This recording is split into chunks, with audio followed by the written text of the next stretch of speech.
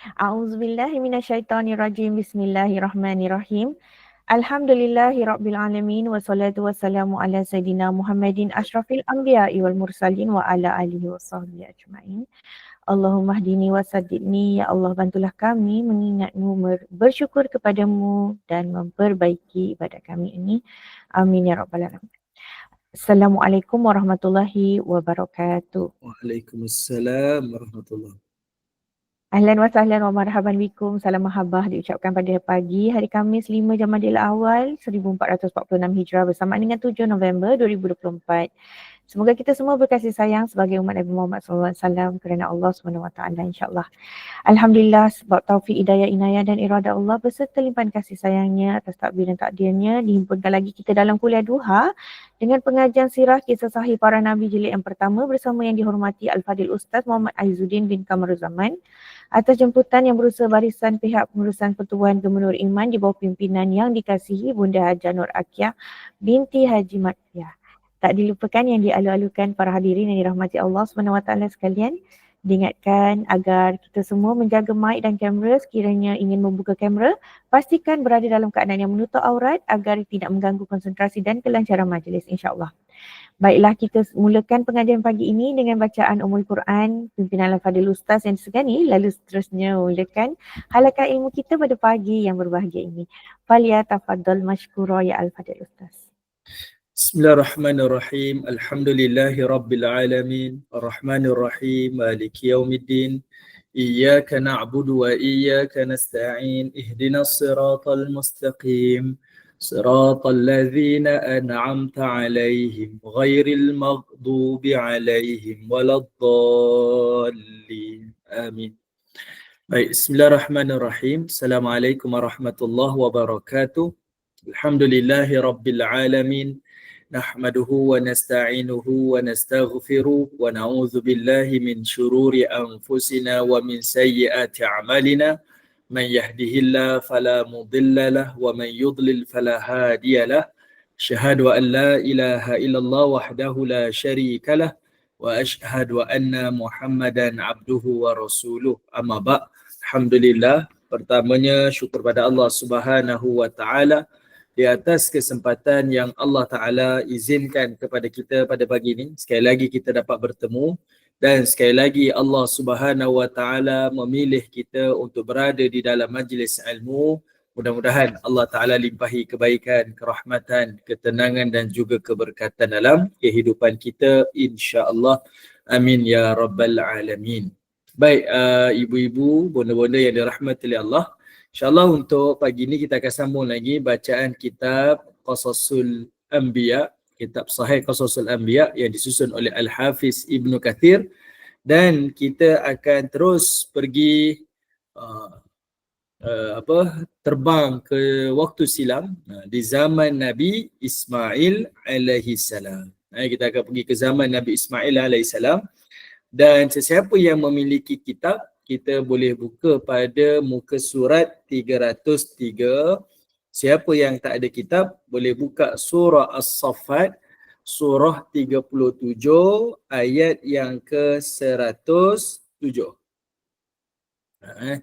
Siapa yang ada kitab boleh buka muka surat 303, yang tak ada kitab boleh buka surah As-Saffat, surah yang ke-100, surah yang ke-37 ayat yang ke-107. Boleh? Boleh ikuti? InsyaAllah. Baik. Kalau kita perhatikan pada ayat yang ke-107 daripada surah As-Saffat, ini adalah ayat-ayat yang Allah Subhanahu Wa Taala berbicara berkaitan tentang Nabi Ismail AS. Masyhur kisah tentang Nabi Ismail ni adalah tentang perintah Allah kepada ayahnya Ibrahim AS untuk disembelih Nabi Ismail. Okay, jadi sebab itu Allah Ta'ala sebut 107 kan. Okay, kita tengok Allah Ta'ala sebut وَفَدَيْنَاهُ بِذِبْحٍ عَظِيمٍ, dan kami tebus anaknya itu dengan seekor binatang sembelihan yang besar.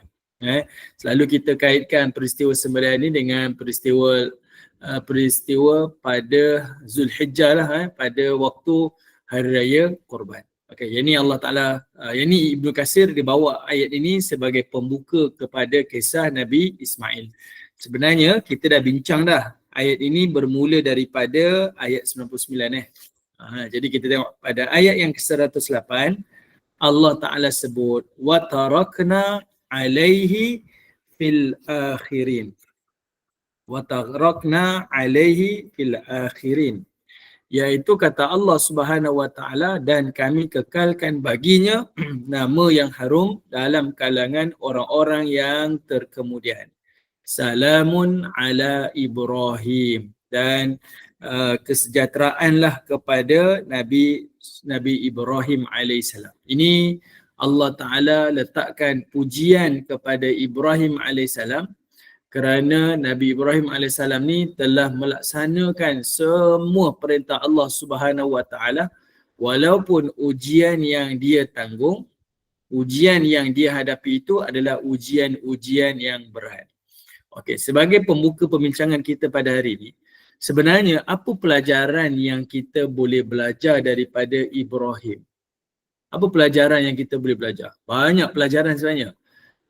Pelajaran peranan sebagai seorang ayah kan, peranan sebagai seorang hamba, peranan sebagai seorang suami, peranan sebagai anak muda. Sebab itu Nabi Ibrahim ni disebut sebagai imam, imam kepada manusia ni, dan dia juga digelar sebagai Abul Anbiya. Ni kita dah bincang pada kisah Ibrahim. Cumanya pujian Allah Ta'ala kepada Ibrahim ni nak bagi tahu walaupun ujian Ibrahim ni besar, berat, tak tertanggung, tapi sedikit pun tak mengurangi ibadah, ketaatan dan kesolehan Ibrahim kepada Allah Subhanahu Wa Taala. Kita kalau teruji dan diuji kan, saya buat kerja agama ni, saya cuba laksanakan perintah Allah ni, saya menjalankan tanggungjawab fardu kifayah ni, sekali apa yang saya dapat macam ni, yang tak seperti mana yang kita inginkan. Boleh jadi kita kata apa, saya nak berhentilah dakwah, saya nak bersaralah daripada dunia dakwah, sebab apa yang saya dapat bukanlah apa yang saya nak. Lagi banyak saya buat, lagi tak disukai. Lagi banyak saya buat, lagi saya ditentang oleh umat. Jadi Allah Ta'ala datangkan kepada kita kisah Ibrahim AS, yang mana dia ni lagi banyak diuji, lagi berat tanggungan kehidupan dia, tetapi dia masih lagi kekal konsisten ketaatannya kepada Allah Ta'ala. Maka sebab itu Ibrahim ni dia layak mendapat pujian Allah. Sebab itu Allah kata salamun ala Ibrahim. Kesejahteraanlah kepada Ibrahim alaihissalam. Kadzalika najzil muhsinin. Dan demikianlah kami memberikan balasan, ganjaran kepada al-muhsinin, orang-orang yang melakukan kebaikan. Setiap kebaikan yang kita buat, seolah-olahnya ayat ni nak tunjukkan kepada kita setiap kebaikan yang dia buat, dia ada cabaran dia. Dia ada kembar dia, dan kembar dia tu adalah cabaran, halangan dan rintangan. Dia mesti ada. Setiap kebaikan yang kita buat, kita istilah dalam bahasa agama, mesti ada mujahadah. Mesti ada mujahadah. Tetapi Allah Subhanahu Wa Taala menjamin di hujung mujahadah itu, di hujung kesulitan dan cabaran itu, Allah jamin mesti ada kebaikan, kemanisan, keseronokan. Kerana apa? Sebab tema yang diangkat itu adalah kesabaran. Contohlah, kalau saya tanya pada ibu-ibu kan, apa pengalaman ibu-ibu yang ibu-ibu boleh kongsikan dengan saya? Selalunya yang kita akan cerita apa? Iaitu apa yang telah kita lalui waktu lepas dalam keadaan kita sabar. Saya dulu kalau masa pergi kerja, kena naik bas. Bukan ada kenderaan-kenderaan ni. Saya dulu kalau pergi kerja, kena jalan kaki je. Saya dulu kena uruskan anak-anak sekolah bersendirian, suami kena outstation. Itu semuanya adalah cerita tentang kesabaran. Semuanya cerita tentang kesabaran. Sebab perkara kesabaran ni adalah perkara yang ada nilai. Kan? Ada nilai. Ada kemanisan untuk dikenang. Dan ada kemanisan untuk disampaikan kepada orang lain. Selain daripada tu, dia tak ada kemanisan. Kita tak cerita, dulu kan masa saya muda-muda, saya pernah makan satu kenduri tu, makanan dia sedap. Tak, itu tak ada nilai. Yang cerita tu mungkin dia syok sendirilah. Yang kita dengar ni tak ada nilai. Benda-benda yang seperti itu, dia tidak ada nilai. Yang menjadi dia bernilai, mahal adalah kesabaran. Kesabaran. Mujahadah. Maka sebab itu, disebut-sebutlah amal-amal perbuatan Nabi Ibrahim AS. Okey, untuk Bonda Siti Rokiah, kita sedang berbincang pada muka surat 303. Sebenarnya kita baru nak masuk satu topik yang baru. Ini adalah untuk habiskan muqaddimah surah muqaddimah kisah Ismail alaihissalam yang dibawakan oleh Al-Hafiz Ibn Katsir di dalam surah As-Saffat. Kalau bonda buka kisah Ismail, dia bawa daripada awal itu sebelum masuk satu topik pertama adalah melalui surah As-Saffat. Dan kita sedang bincang pada ayat yang ke-110. Okey. Baik, kemudian ini saya laju je sebab ni mukadimah dia Kemudian Allah kata apa? Innahu min ibadinal mu'minun, kata Allah. Sesungguhnya Ibrahim itu adalah daripada kalangan hamba kami yang beriman. Wa basyarnahu bi ishaqa nabiyyam minal salihin. Dan kami beritakan gembira kepadanya tentang Ishak, nabinya daripada kalangan orang-orang yang saleh. Sudahlah diberitakan adanya anak, lalu diberitakan anak tu pula adalah anak yang saleh. Nanti kita akan tengok ada doa Nabi Ibrahim AS ni, dia minta doa secara spesifik tentang zuriat yang dia minta kepada Allah Subhanahu Wa Taala. Allah Ta'ala bukan sekadar kurniakan zuriat, tapi Allah Ta'ala jamin zuriatnya itu adalah Nabi dan zuriatnya itu adalah as-salihin. Bagi seorang ibu apa perkara yang lebih menggembirakan kita melainkan kalau anak itu cukup dah, dia jadi baik, dia saleh, apatah lagi dia seorang Nabi. Itu sudah tentulah yang paling menggembirakan sebagai seorang ibu dan sebagai seorang ayah tentang anak-anak dia. Okey, yang itu Allah Ta'ala khabarkan kegembiraan kepada Ibrahim. Kamu dah tempuh dah ujian-ujian kehidupan ni. Tak mengurangkan pun ketaatan, kesalehan kamu kepada Allah. Maka selayaknya lah kamu dapat pujian dan kamu dapat balasan.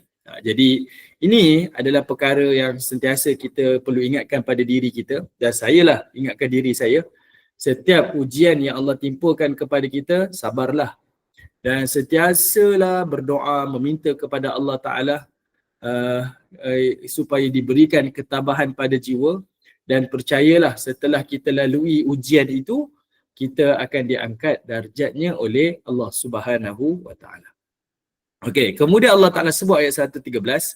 Wa barakna alaihi wa ala ishaq wa min zurriyatihima muhsinun wa zalimun li nafsihi mubin. Dan kami limpahkan keberkatan kepada Ibrahim dan juga kepada anaknya Ishaq, dan di antara kedua keturunan keduanya ada yang melakukan kebaikan dan ada yang melakukan kezaliman kepada diri mereka sendiri. Ni Allah Ta'ala dah sebutlah. Ada daripada keturunan ni, ramai lah ni sebab dia dapat anaknya Ibrahim tu waktu usianya dah 80 tahun lebih dah tua dah. Tapi Allah Ta'ala jamin dia ada zuriat. Dan ayat ni menunjukkan zuriat Ibrahim ni ramai, sangat ramai. Tetapi Allah sebut ada yang melakukan kebaikan, ada juga yang melakukan kezaliman. Okey. Baik, tuan-tuan yang dirahmati Allah. Ini sebagai pembuka kepada kisah Ismail yang kita dah sentuh pada tempoh hari. Saya sekadar nak menyempurnakan sahaja bacaannya. Okey, sekarang kita masuk subtopik yang pertama. Siapa yang ada kitab boleh buka pada muka surat 305. Siapa yang tak ada kitab, kita masih lagi kekal di dalam surah As-Saffat ayat yang ke-112. Okay, kita tengok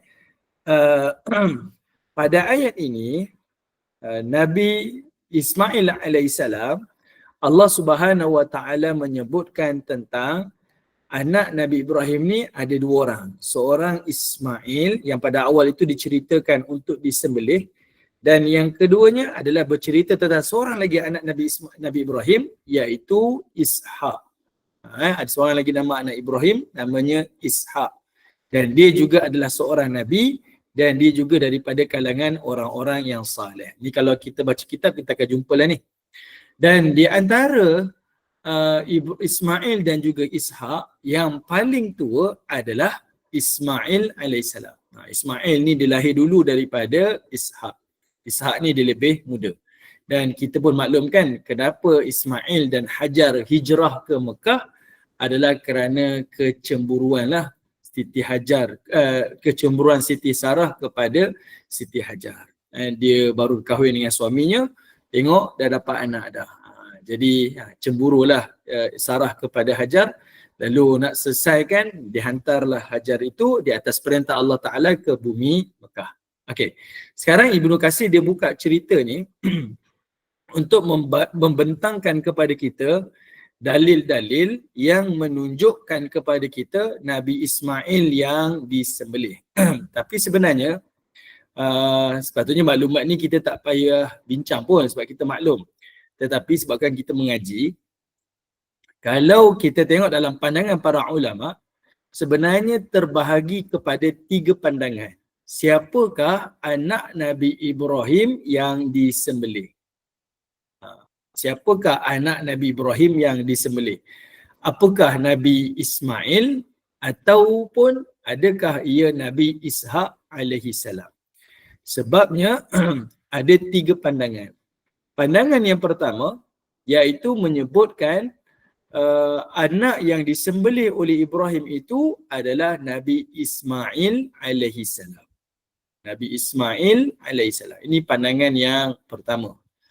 Rata-rata kalangan para sahabah menyebutkan, dan para ulama salafus salih ni, dia kata Nabi Ismail AS. Antaranya Abu Hurairah, antaranya Abdullah bin Abbas, antaranya Sa'id bin Jubair, Imam Ahmad bin Hanbal, Ibnu Katsir dan yang lain-lain. Tetapi tak menafikan juga ada pandangan yang menyebutkan tentang anak yang disembelih oleh Ibrahim itu bukanlah Ismail, tetapi adalah Nabi Ishak alaihi salam. Ishak alaihi salam. Ini adalah pandangan daripada Umar Khattab. Pandangan daripada Abdullah bin Umar.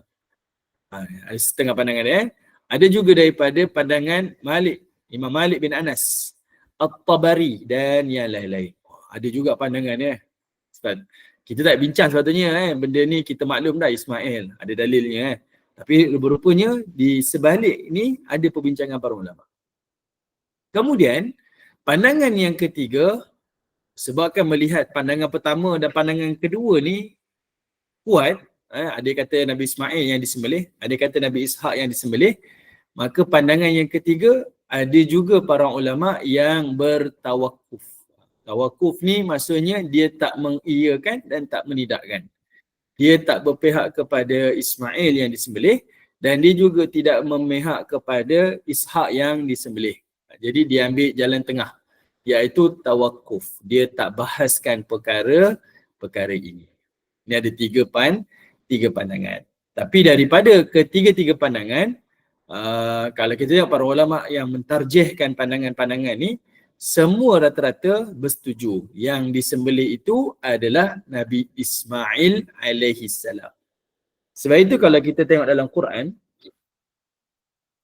bila Allah Ta'ala sebut tentang Nabi Ismail, Allah ada gelarkan dengan satu gelaran. Bila Allah Ta'ala sebut tentang Ishak, Allah Ta'ala gelarkan dengan satu gelaran. Okay, bila Allah Ta'ala bentang cerita Ismail dan Ishak ni, Allah Ta'ala ada sebut dengan gelaran-gelarannya. Bila Allah Ta'ala sebut tentang Ismail, Allah menggelarkan Ismail itu dengan ghulamun halimun. Anak yang lemah lembut, anak yang berbakti kepada ibu bapa. Itu adalah merujuk itu adalah yang merujuk kepada Nabi Ismail. Ghulamun halimun. Tapi bila Allah Ta'ala sebut tentang Nabi Ishaq, bila Allah Ta'ala sebut tentang Nabi Ishaq, Allah Ta'ala menggelarnya dengan gelaran Ghulamun Alimun. Dapat ke ibu-ibu? Boleh? Berasap tadi dah lah. Ada kelas kan? Ada kelas lagi lah. Berasap lah. Boleh? Mudah je kan? Nabi Ismail digelar sebagai Ghulamun Halimun. Halim, lemah lembut kan? Lemah lembut. Maksudnya anak yang berbakti kepada ibu bapa. Tapi bila merujuk kepada Nabi Ishaq, digelar Ghulamun Alimun. Alim. Maksud anak yang cerdik. Ini adalah gelaran Allah Subhanahu Wa Taala kepada dua Nabi ni. Anak kepada Ibrahim. Dan dua anak ni sebenarnya mewakililah kalau kita tengok dari pelajaran yang umumnya, daripada kalangan anak kita ada dua orang. Ada jenis-jenis seperti ini. Anak yang memang cerdik dan ada anak yang baik. Dia tidak ada anak yang minta awak sebut, dia tidak ada anak yang bodoh. Dia tidak ada anak yang kurang. Tapi anak yang baik dan ada anak yang cerdik. Saya faham, saya rasa semua orang pernah dengar kisah dan semua orang pernah lalui. Kan? Ada setengah anaknya itu tak sama berjaya macam adik-beradik yang lain. Tapi anaknya itulah yang berbakti kepada ibu bapa. Anak itulah yang jaga ibu bapa dia. Ada anak yang memang Allah Ta'ala berikan dia kecerdikan, tapi dia tak dapat jaga ibu bapa.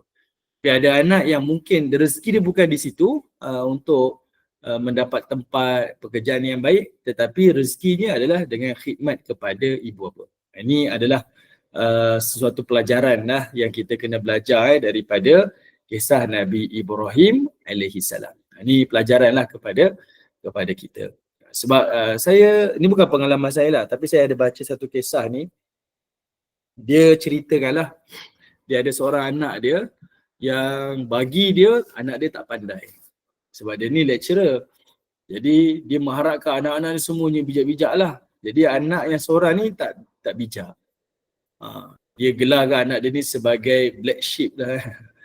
Dia kata macam tu okay, kalau kita tengok kasar lah kan bahasanya tu kan. Tapi dia panggil anak dia black sheep lah ni. Jadinya satu hari waktu dia jatuh sakit, isterinya pun dah meninggal dunia, dia jatuh sakit. Ni kisah orang lain lah, bukan cerita saya ni, tak ada pengalaman pun. Jadi dia kata anak-anak yang lain ni sibuk, anak lain baik tapi sibuk. Ada tanggungjawab, ada tugas yang mereka kena buat. Jadi dia sakit, dia lumpuh, dia tak boleh buat apa-apa. Tapi baliklah anak dia yang dia sebut sebagai black sheep tu, balik ke kampung, dia kata, kamu buat apa balik ni kan, bawa barang-barang banyak ni, beg-beg besar ni.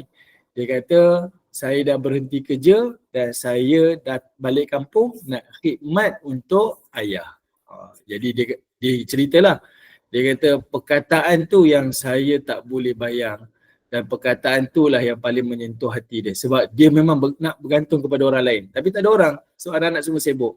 Tapi Allah takdirkan anak yang dulu dia pandang kecil tu, pandang rendah berbanding anak-anak yang lain, rupanya anak tu ada bahagian rezeki yang lain. Iaitu untuk khidmat kepada dia. Okay. Jadi sebab itu pelajaran pada kisah Ibrahim ni, ada anak yang Allah gelar sebagai Ghulamun Halim, ada anak yang Allah gelar sebagai Ghulam Alim. Ghulam Halim, Ghulam Alim. Anak yang lemah lembut, yang berkhidmat untuk orang tua, Ismail. Anak yang bijaksana adalah Nabi Ishaq alaihi salam. Okey, kemudian kita tengok pada kitab. Kita tengok pada kitab, iaitu Allah Subhanahu Wa Taala pun menyebutkan. Okey, kalau siapa yang ada kitab, kita ada share screen kitab, tak ada kan? Okay, saya baca je dulu Okey. Kalau kita tengok pada buku surat 305 tu disebut dalam paragraf yang ketiga tu, orang-orang yang memandangnya sebagai keadaan bererti dia telah mengada-ada, dan sandaran pendapat yang menyatakan bahawa yang disembelih itu Ishaq adalah Israiliyat. Itu adalah riwayat Israiliyat.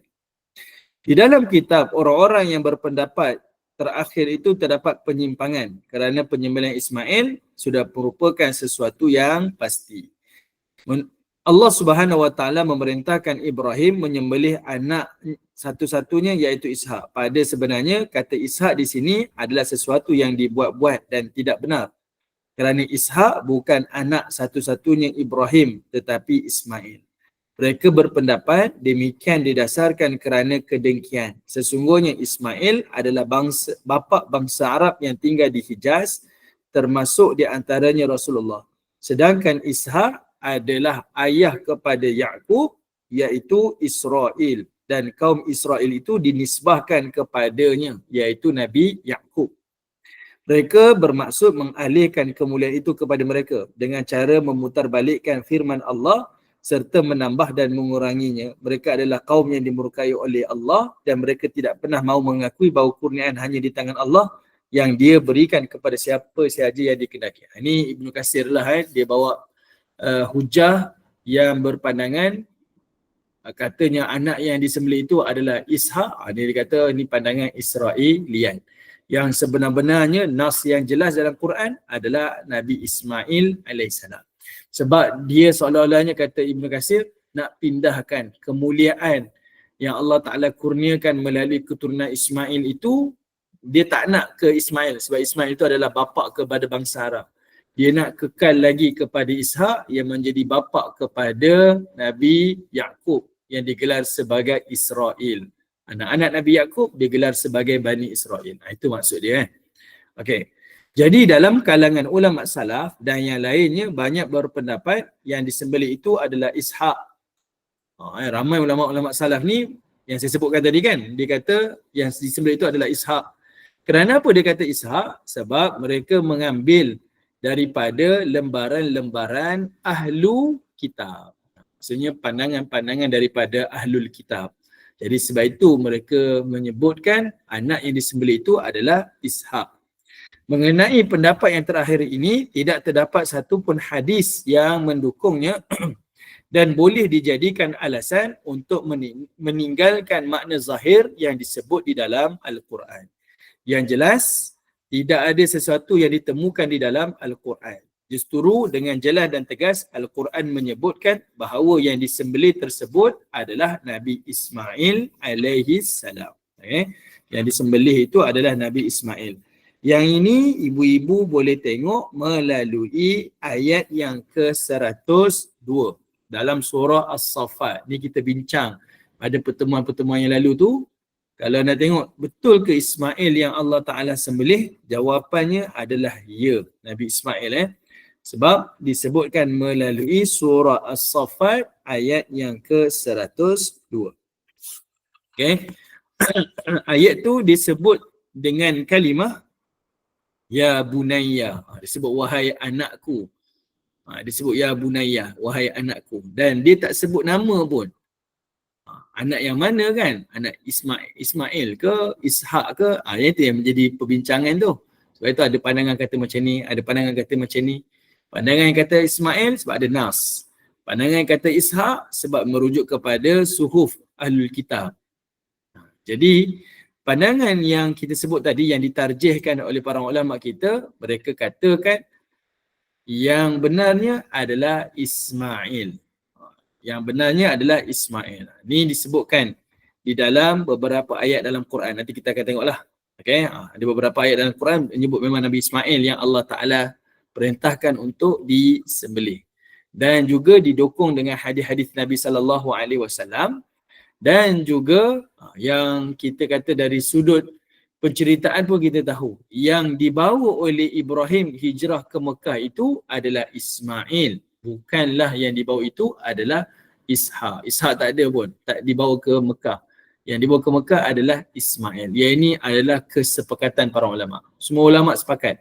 Yang ke Mekah adalah Ismail. Bukan Ishak. Yang inilah yang menditarjihkan lah. Tarjih ni maksudnya yang pandangan-pandangan yang pelbagai ni, yang mana yang paling betul? Yang mana yang paling kuat? Maka inilah pandangan hujah daripada para ulama menyebutkan Nabi Ismail alaihi salam. Okey, baik.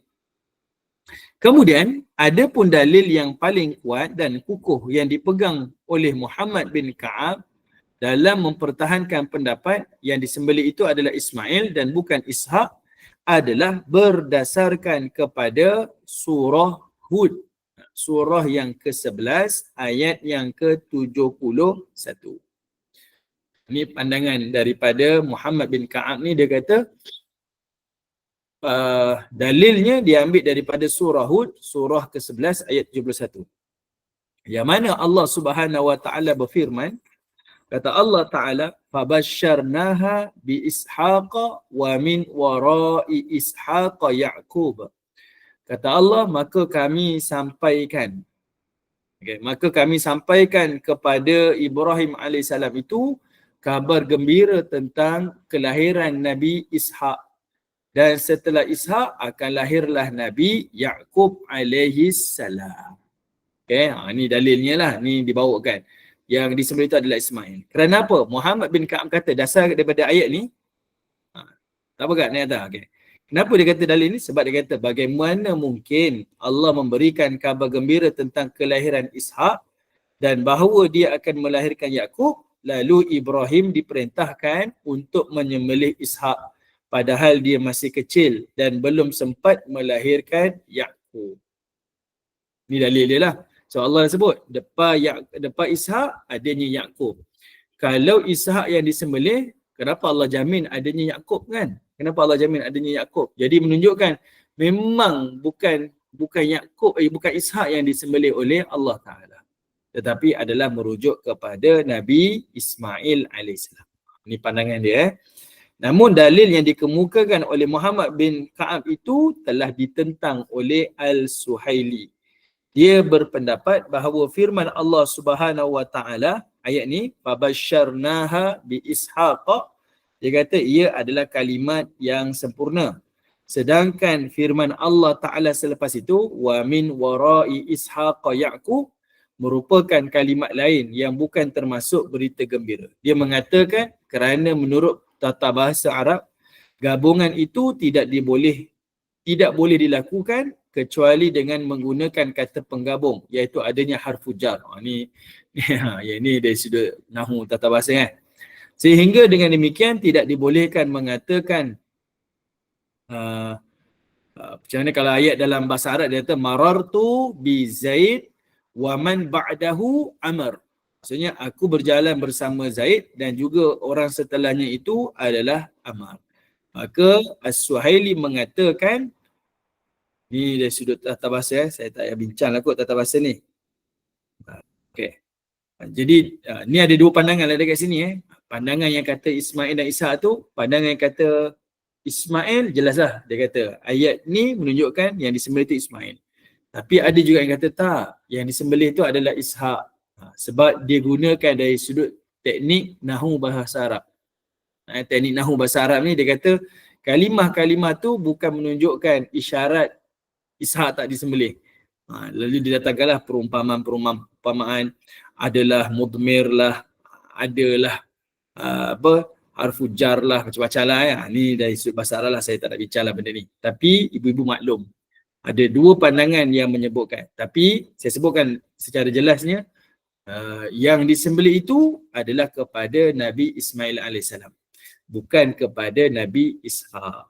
Sebab itu saya awal tadi sebut dah, ditarjihkan telah para ulama kita telah menerangkan kepada kita yang paling kuat pandangan yang sahih adalah Nabi Ismail yang disembelih oleh Ibrahim, bukan Nabi Ishaq. Ini hanya sekadar perbincangan sahaja.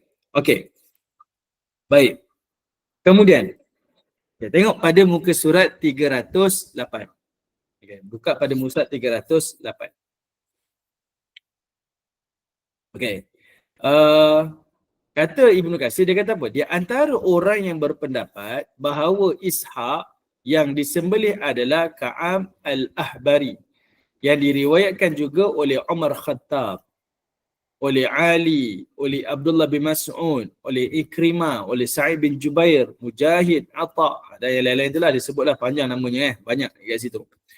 Dan demikian itu merupakan hal yang menghairankan darinya, juga merupakan salah satu dua riwayat daripada Abdullah bin Abbas. Abdullah bin Abbas ada dua pandangan. Ada yang pandangan dia kata yang disembelih itu adalah Ismail.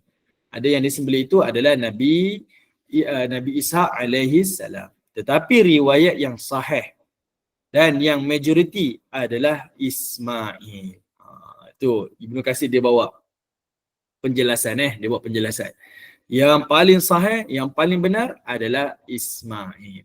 Sebab memang teknik penulisan kitab-kitab terdahulu, ada ulama-ulama ni dia menghimpunkan pandangan-pandangan orang sebelumnya. Ada pandangan kata macam ni, ada pandangan kata macam ni. Maka ulama tu dia datangkan pandangan dia, ulasan dia, dan dibawalah hujah. Macam itulah. Jadi metodologi penulisan Ibnu Katsir tu macam tu. Dia bawa pandangan ni, dia bawa pandangan ni. Lalu bawah lepas tu dia bawa pandangan dia. Okey? Macam itulah itu teknik dia. Okey. Baik, kemudian Ibnu Jarir. Siapa Ibnu Jarir? Ibnu Jarir At-Tabari. Ibnu Jarir At-Tabari. Dia merupakan ulama tafsir yang awal ni, yang awal-awal klasik ni Ibnu Jarir At-Tabari.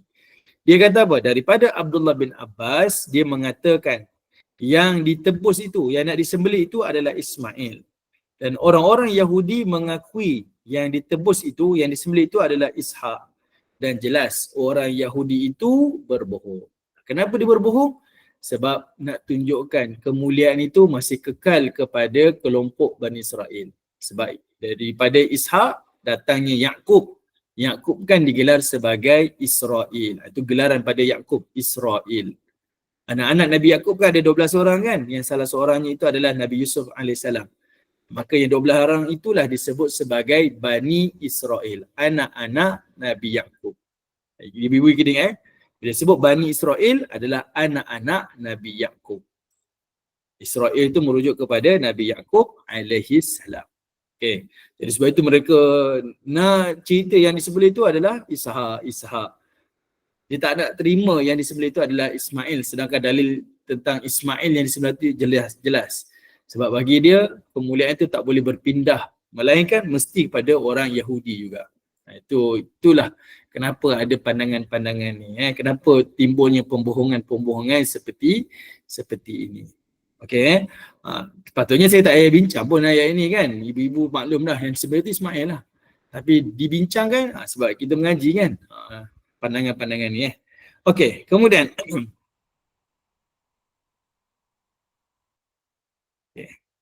Abdullah bin Ahmad menceritakan dari ayahnya dia adalah Ismail.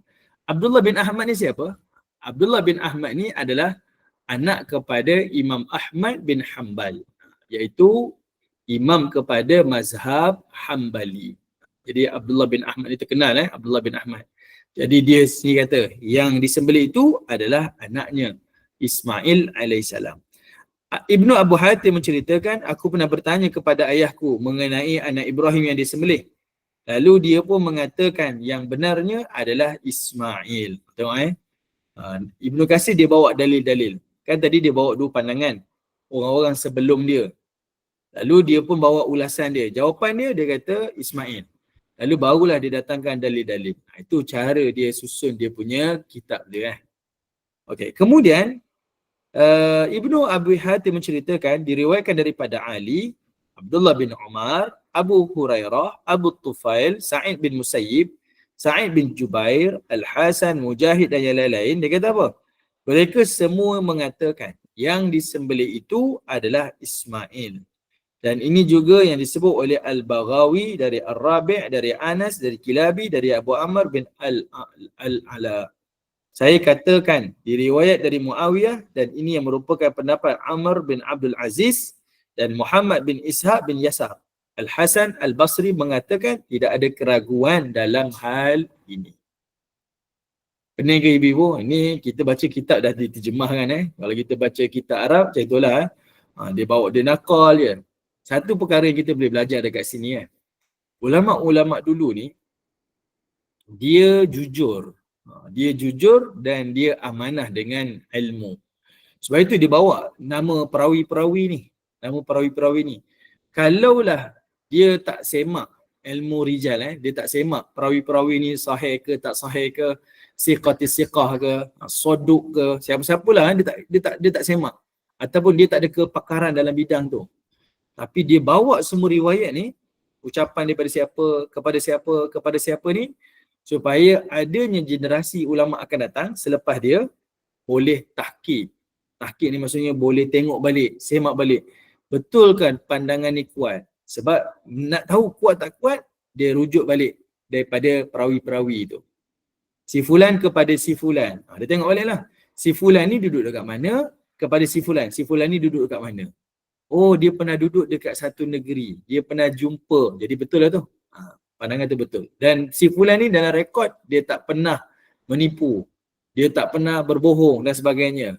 Jadi pandangan tu menjadikan dalil tu kuat. Tapi kalau kata si fulan ni duduk dekat Khurasan, seorang lagi ulama duduk dekat Kufah, dia tak pernah jumpa. Tapi dalam riwayat tu kata si fulan ni jumpa dengan si fulan. Mustahil. Macam mana dia boleh katakan daripada si fulan sedangkan dia tak pernah jumpa pun. Jadi pandangan tu akan ditolak. Macam itulah. Tapi nak bagi tahunya, bila kita baca kitab-kitab Arab ni, kenapa dibawakan banyak nama-nama ni? Sebab dia bukan untuk kita. Sebab kita bukan pekaji kan. Kita tak duduk dalam bidang tu. So kita nak tahu apa benda je. Kita nak tahu apa benda je. Tapi kat situ sebenarnya nak bagi tahu kejujuran para ulama dulu. Dia bawa riwayat tu adalah tujuan dia kepada ulama selepas dia. Boleh cek balik. Betul tak pandangan tu pandangan yang kuat ataupun bukan pandangan yang kuat. Okay? Alright. Okay. Nama Yahudi itu adalah anak cucu Yahuda ke Ustaz? Kenapa Yahudi digunakan untuk Bani Israel?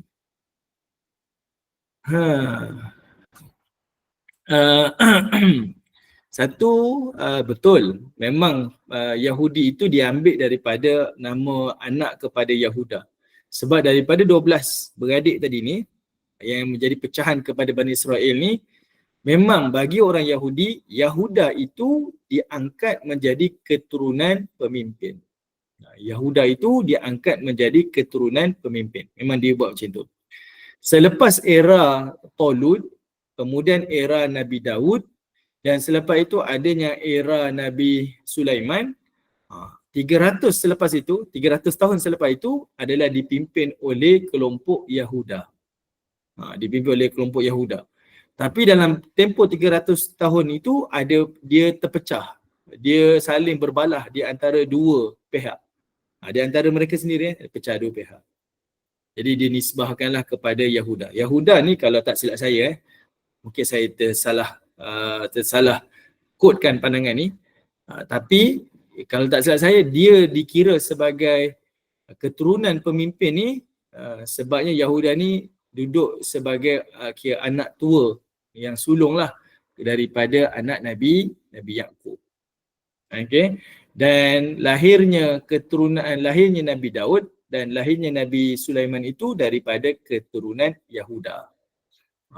Yahuda tu yang atas adik-beradik dengan Nabi Yusuf tu, lahir anak-anak dia tu adanya Daud, adanya Sulaiman. Kalau kita tengok dalam cerita Bani Israel ni, sebelum Daud dan Sulaiman ni jadi raja, dia ada raja yang awal kan, nama Raja Talut. Raja Talut tu ditolak sebenarnya, tak disukai. Sebab dia bukan daripada keturunan Yahuda. Dia datang daripada keturunan adik bongsu Nabi Yusuf, daripada keturunan Bunyamin. Yang mana bagi mereka keturunan Bunyamin ni adalah keturunan yang miskin, dipandang rendah. Golongan marhain lah daripada kalangan orang-orang Bani Israel. Bagi mereka lah. Tetapi kalau kita baca dalam surah Al-Baqarah, memang Allah sengaja. Allah pilih Talut itu atas kehendak Allah. Allah Ta'ala sebut, memang Allah Ta'ala sengaja pilih Talut itu. Ni ibu-ibu, benda-benda boleh tengok di dalam surah Al-Baqarah. Allah ada cerita tentang Talut menentang Jalut. Okay, harapnya menjawablah. Okay, baik. Kemudian,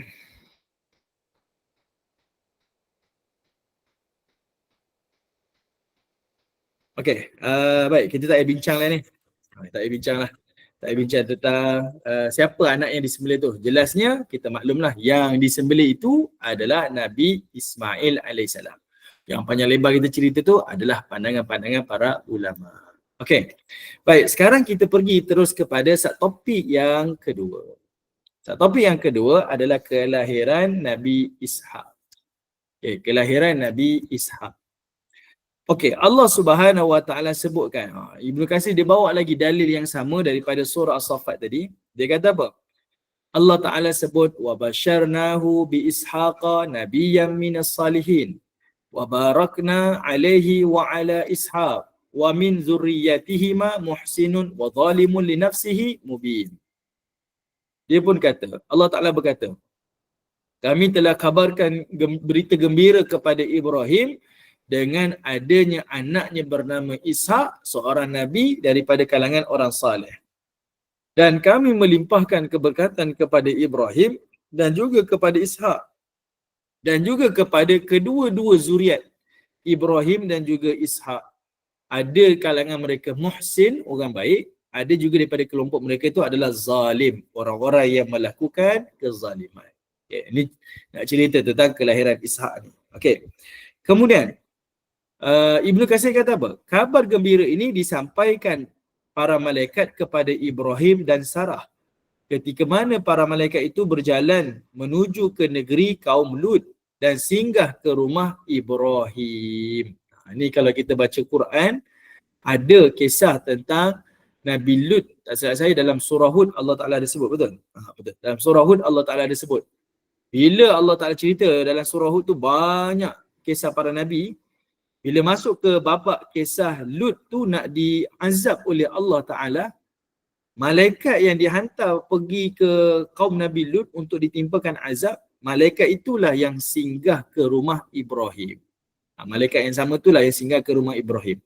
Dan malaikat itulah yang menyampaikan khabar gembira kepada Ibrahim AS. Ialah yang cerita kepada Ibrahim AS tentang berita gembira adanya anak daripada Sarah bernama Ishak. Okay. Okay. Bonda Umi Salihah ada soalan ke? Silakan.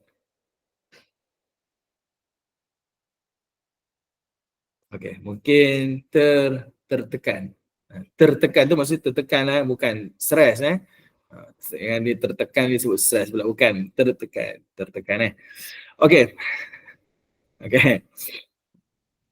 Okay. Mereka berangkat ke sana untuk menghancurkan kaum Nabi Lut kerana kekufuran dan kejahatan mereka. Kenapa ada kisah Lut? Kan kita dah bincang dulu kan dalam kisah Nabi Ibrahim. Pada zaman Nabi Ibrahim ni, Nabi Ibrahim dia pernah menentang Namrud. Namrud adalah raja yang antara lama memerintah bagi kerajaan tamadun Babylon. Kan kerajaan Babylon tu yang lama diperintah oleh Namrud. Tak silap saya, Namrud ni adalah salah seorang daripada raja yang Allah Ta'ala telah berikan kepada mereka ni kuasa memerintah 2/3 dunia. Tak silap saya lupalah, saya baca dekat kitab sirah mana. Namrud ni dia bukan sekadar memerintah lama, tetapi dia juga memerintah 2/3 dunia. Tapi daripada timur ke barat, dia duduk di bawah kerajaan Namrud. Jadi sebabkan dia berkuasa, menjadikan dia ni zalim lah. Zalim, menjadikan dia ni melakukan penindasan dan segalanya lah. Jadi Allah Ta'ala dah sebut dalam kisah surah yang kita bincang sebelum ni, ada dalam surah Al-Anbiya dan surah-surah yang lain tentang kisah Ibrahim ni menentang Namrud, memecahkan berhala-berhala tu. Jadi pada waktu itu ada 3 sahaja orang yang beriman kepada Allah. Satu alam ni 3 orang je beriman. Ibrahim, Sarah dan juga Lut alaihissalam. Ibrahim, Sarah dan Lut alaihissalam. Okay, Ibrahim, Lut dan Sarah. Lut itu adalah anak saudara kepada Ibrahim alaihissalam. Dia adalah kategori anak saudara lah. Jadi bila dia ni anak saudara, jadi mereka keluar daripada bumi mereka, kampung halaman mereka setelah peristiwa dibakar Ibrahim tu kan. Jadi pecahlah waktu tu. Ibrahim pergi ke Baitul Maqdis, manakala Nabi Lut AS naik ke utara lagi. Diperintahkan oleh Allah Subhanahu Wa Taala. Maka sebab itulah bila apa-apa nak berlaku kepada Lut, berita sampai kepada Ibrahim terlebih dahulu. Okey. Baik, dalilnya kita tengok pada surah Hud, surah 11 ayat 69. Jadi kita tak sempat lah hari ni kalau nak bincang ni.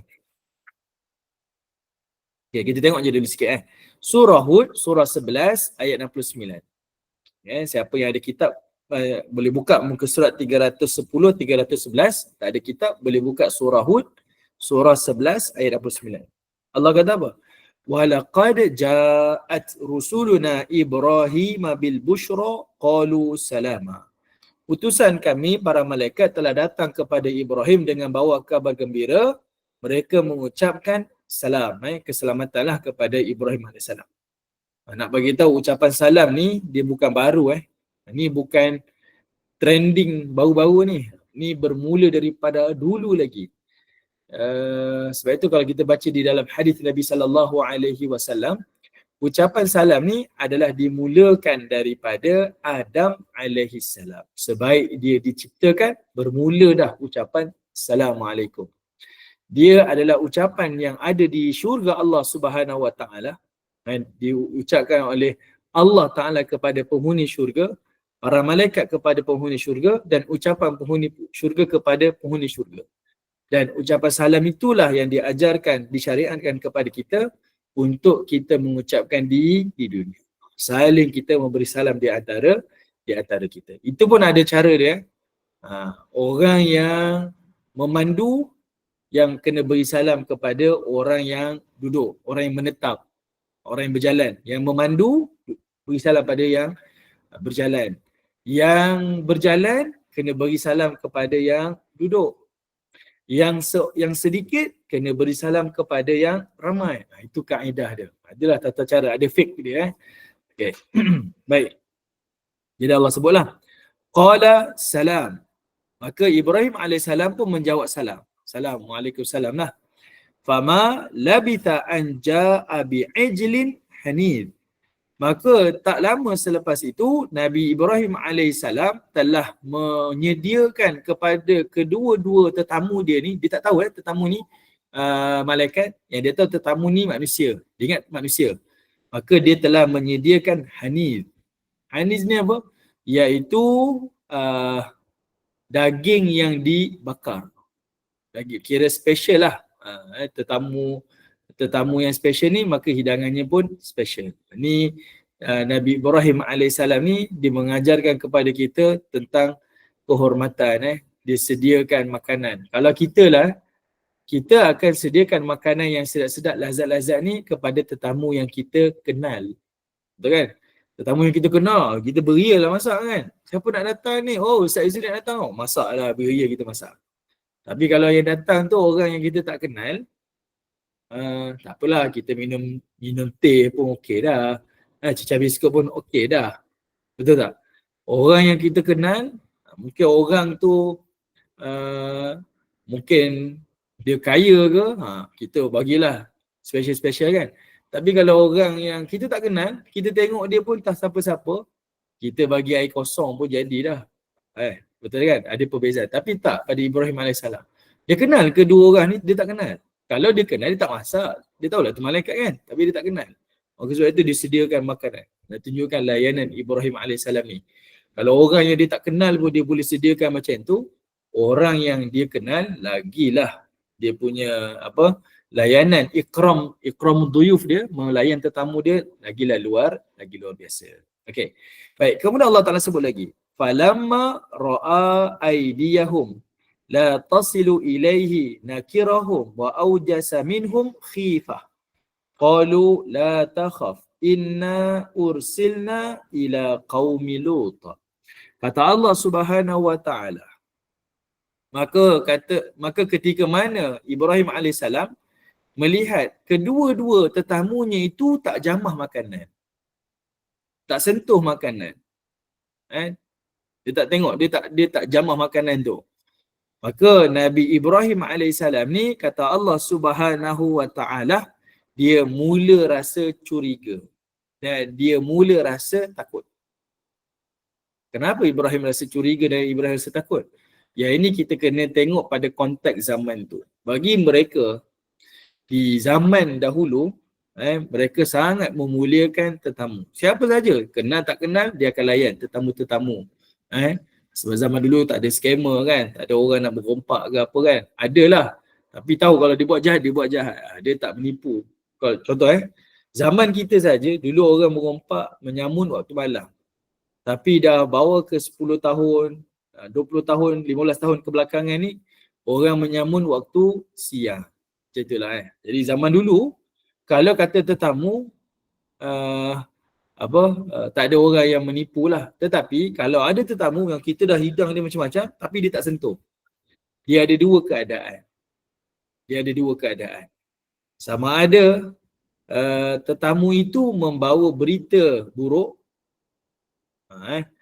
ataupun saya lupalah ada pandangan Pertama, tetamu tu membawa berita buruk, ataupun tetamu tu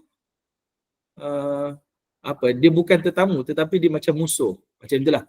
Lebih kurang. Saya minta maaf, saya terlupa. Tapi ada dua lah. Jadi, bila tak disentuh makanan tersebut, maka Nabi Ibrahim AS mula rasa bimbang. Oh, ni bukan tetamu ni. Maksudnya dia datang bukan untuk makan, bukan untuk untuk menikmati hidangan ni. Tapi dia mungkin bawa berita yang lebih besar. Dia mungkin bawa sesuatu berita buruk kepada kita. Itu isyarat-isyarat lah pada waktu tersebut. Okey, baik. Kemudian, qalu, maka para malaikat berkata, la takhaf, jangan takut. Kamu jangan takut, wahai Ibrahim. Inna ursilna ila qaumi Lut. Kata malaikat itu, kami ni diutuskan kepada Nabi Lut alaihi salam. Kami ni diutuskan kepada kaum Nabi Lut. Jadi bila disebutkan macam tu, maka tahulah Ibrahim AS ni, yang mereka itu sebenarnya adalah utusan Allah yang merupakan para malaikat. Maka Nabi Ibrahim tahulah kenapa mereka ni tak menjamah makanan. Okey. Baik. Saya berhenti di sini ibu-ibu. Pada ayat ini, insya-Allah kita jumpa lagi di masa hadapan. Minggu depan kalau kita masih lagi perbincangan ni, insya-Allah lah kita akan bincang ayat ni. Saya berhentilah dekat sini, mudah-mudahan menjadi manfaat, pelajaran kepada kita, dan semoga Allah Ta'ala menerima amal kita. Wallahu ta'ala alam. Assalamualaikum warahmatullahi wabarakatuh. Kak Irma, saya doa terus sebab saya ada urusan. Nanti apa-apa Kak Irma teruskan je Baik, bismillahirrahmanirrahim. Subhanakallahumma wa bihamdika asyhadu an la ilaha illa anta wa astaghfiruka wa atubu ilaik. Subhana rabbika rabbil izzati amma yasifun wassalamun alal mursalin walhamdulillahi rabbil alamin. Wal 'asr innal insana lafi khusr illa alladhina amanu wa 'amilus solihat wa tawassaw bil haqq wa tawassaw bis sabr walhamdulillahi rabbil alamin. Terima kasih semua. Assalamualaikum warahmatullahi wabarakatuh.